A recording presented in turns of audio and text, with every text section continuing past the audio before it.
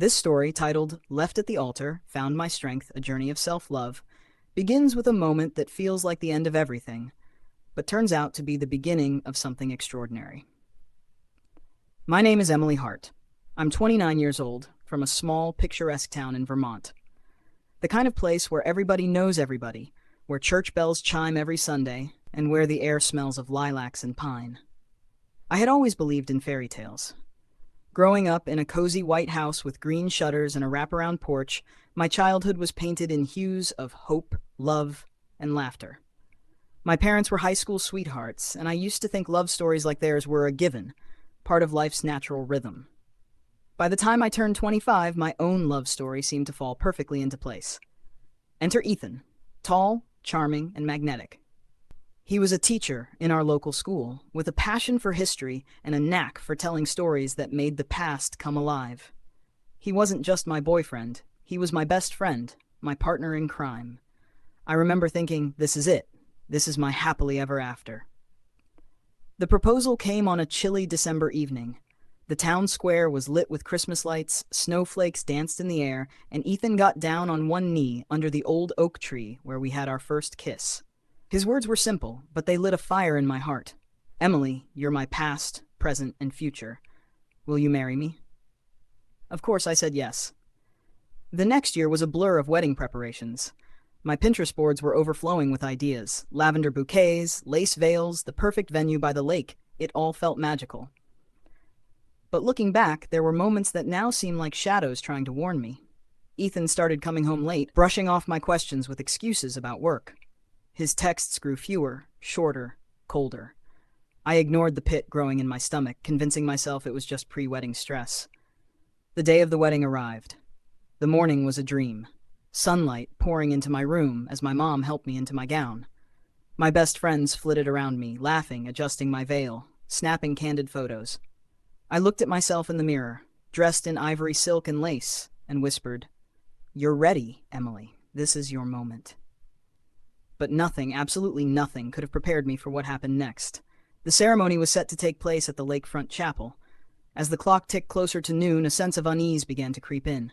Guests shuffled nervously in their seats. My dad, standing beside me, kept glancing at the chapel doors, and then in a flurry of whispers, I heard it. Ethan was gone. Not delayed. Not running late. Gone. He left a note. A single piece of paper that my maid of honor handed to me with trembling hands. The words were simple, but they shattered my world. "I'm sorry, Emily. I can't do this." I stood there, frozen in my wedding gown, while my heart broke into 1,000 tiny pieces. Every dream, every promise, every whispered "I love you" felt like a cruel joke. My world crumbled as I watched guests murmur in pity, and I realized I had been left at the altar. The next few weeks were a blur of tears, anger, and numbness. I couldn't understand how someone I trusted with my soul could walk away like that. The world I had built around Ethan was gone, and I was left standing in the rubble, questioning everything. My friends and family tried to console me, but their words felt hollow. I spent days in my room, staring at the ceiling, replaying every moment of our relationship, wondering where I had gone wrong. But then something shifted. One morning, I woke up and decided I couldn't let Ethan's absence define my story. If he wasn't going to be my hero, then I would be. I didn't know where to start, but I knew I needed to move, to breathe, to heal. I began small. I took walks in the woods behind my childhood home, letting the sound of rustling leaves and chirping birds soothe my heart. I joined a yoga class in town, not because I wanted to, but because I needed a reason to leave the house. I picked up my paintbrushes for the first time in years and let colors flow onto the canvas, expressing emotions I couldn't put into words. And then I did something bold, something that terrified me. I booked a solo trip to Italy. I didn't tell anyone except my mom, who hugged me tightly and said, "Go, Em. Find yourself." Italy was a revelation, wandering through the cobblestone streets of Florence, sipping espresso in quaint cafes, standing in awe of Michelangelo's David. It was as if the world was reminding me of its beauty, of its endless possibilities. I learned to enjoy my own company, to find strength in solitude. I climbed hills, wrote in journals, and rediscovered parts of myself I had forgotten existed. One day, sitting on a balcony overlooking the Amalfi Coast, it hit me. Ethan didn't break me. Yes, he hurt me deeply, but he didn't take away my worth, my dreams, or my capacity to love. If anything, his leaving forced me to find a strength I didn't know I had. A strength that wasn't rooted in someone else's approval, but in my own. When I returned home, I wasn't the same Emily who had been left at the altar. I was stronger, braver, and more in tune with myself. I started painting professionally, turning my passion into a career. My art began to sell, and with each piece, I felt a little more whole. I spoke at local events, sharing my story of heartbreak and resilience, hoping to inspire others to find their strength too. Looking back now, I realize Ethan walking away wasn't the end of my story. It was the beginning of a new one where I became the hero of my own life. That day at the altar felt like a moment of defeat, but in truth, it was a gift. A painful, raw, unexpected gift that led me to the most important love of all: self-love. Coming back to Vermont after my transformative trip to Italy felt surreal. Everything looked the same: familiar streets, the old oak tree in the town square. But I had changed. It was as though I had stepped into a new version of my life, one where I was no longer waiting for someone else to complete me. The whispers in town still lingered. Small towns have long memories, and being the girl who got left at the altar wasn't an easy reputation to shake. At first it stung. I'd catch glimpses of pity in the eyes of people I grew up with. But then something remarkable happened. I stopped caring. Their opinions didn't hold the same weight anymore because I was busy building a life that felt true to me. I threw myself into my art, pouring my emotions into every stroke of the brush. My paintings became more than just works of color. They were reflections of my journey. One piece in particular gained attention: a hauntingly beautiful depiction of a bride standing alone under a stormy sky, her veil blowing in the wind as the sun peeked through the clouds. I titled it Unbroken. The painting was featured in a local art exhibit, and to my surprise, it sold immediately. That was the first domino to fall. Soon, I was approached by galleries from neighboring towns, and my art was in demand. The more I painted, the more I realized that I had found my voice, an authentic, unapologetic voice that resonated with others. Then, one crisp autumn morning, an email changed everything. A woman named Clara reached out to me.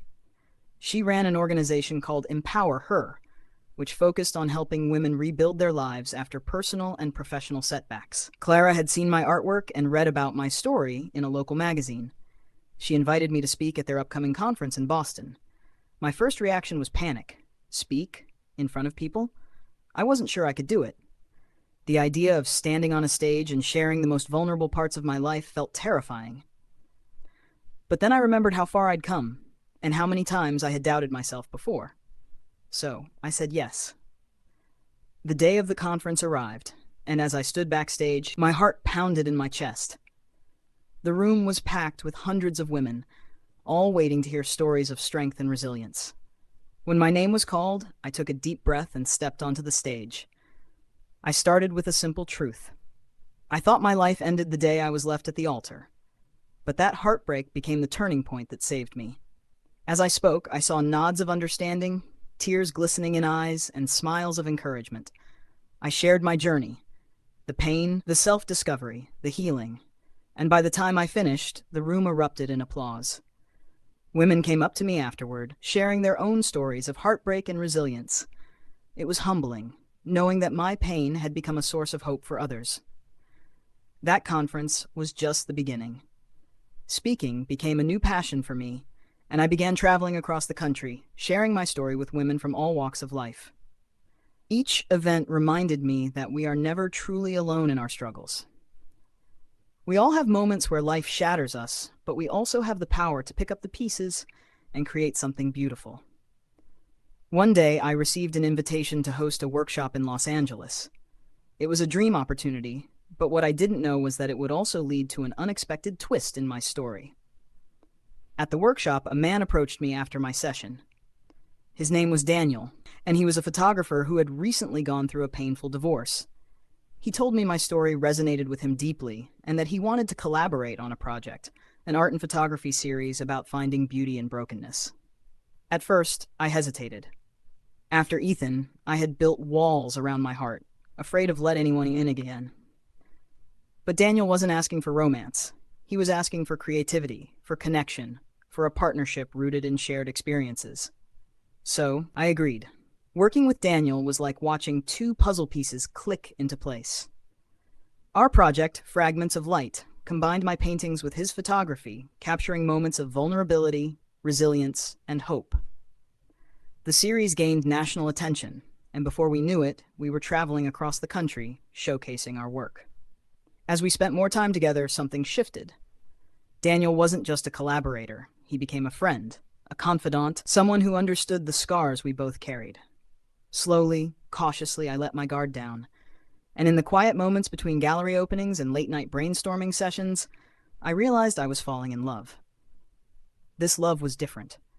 It wasn't the whirlwind romance I had once imagined for myself. It was steady, grounded, and filled with mutual respect. Daniel didn't complete me. I had already done that for myself. Instead, he complemented the life I had built, adding color and depth to an already vibrant canvas. Today, as I sit in my studio overlooking the Vermont hills, I can say with certainty that being left at the altar was the best thing that ever happened to me. It forced me to confront my fears, rediscover my passions, and build a life that feels authentic and whole. My story isn't about heartbreak, it's about resilience. It's about learning to love yourself so fiercely that no one else's absence can take away your worth. It's about finding strength in the broken places and using it to create something extraordinary.